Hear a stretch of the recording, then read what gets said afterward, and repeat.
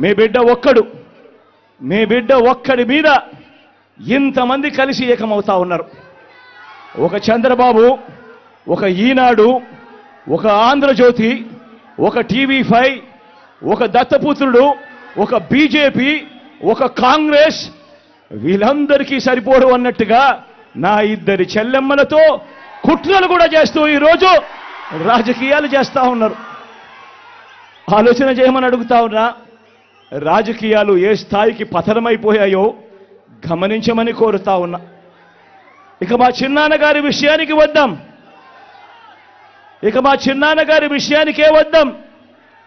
మా వివేకం చిన్నాన్నను ఎవరు చంపారో, ఎవరు చంపించారో ఆయనకు, ఆ దేవుడికి, ఈ జిల్లా ప్రజలందరికీ కూడా తెలుసు ఏం జరిగింది అన్నది.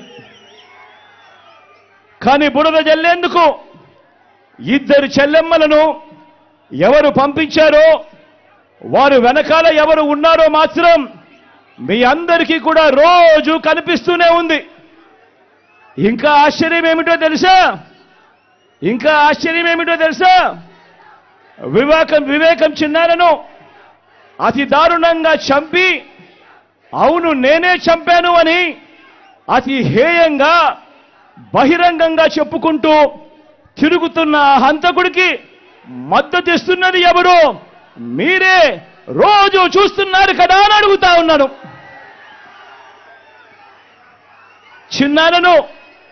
చిన్నారను అన్యాయంగా ఎమ్మెల్సీ ఎన్నికల్లో ఓడించిన వారితోనే, సంఖ్యాబలం లేకపోయినా కూడా ప్రలోభాలతో, అధికార బలంతో ఓడించిన వారితోనే ఈరోజు చట్టా పట్టాలు వేసుకొని తిరుగుతా ఉన్నారు అనంటే దానికి అర్థమేమిటి అని చెప్పి ఈ సందర్భంగా అడుగుతా ఉన్నా.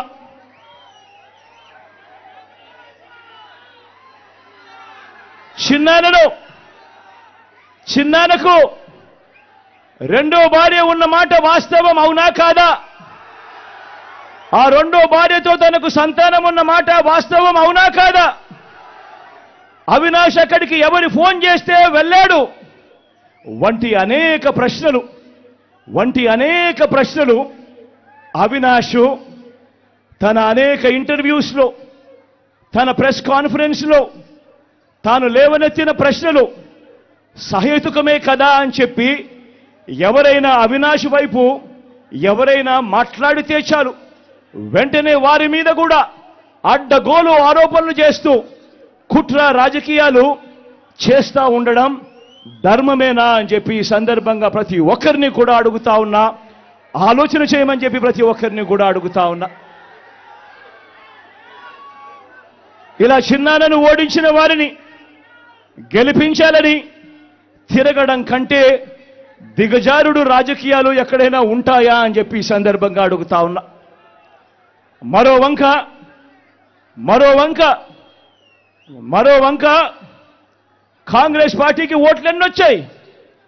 మరో వంక నోటాకు వచ్చినన్ని ఓట్లు కూడా రాని కాంగ్రెస్ పార్టీతో,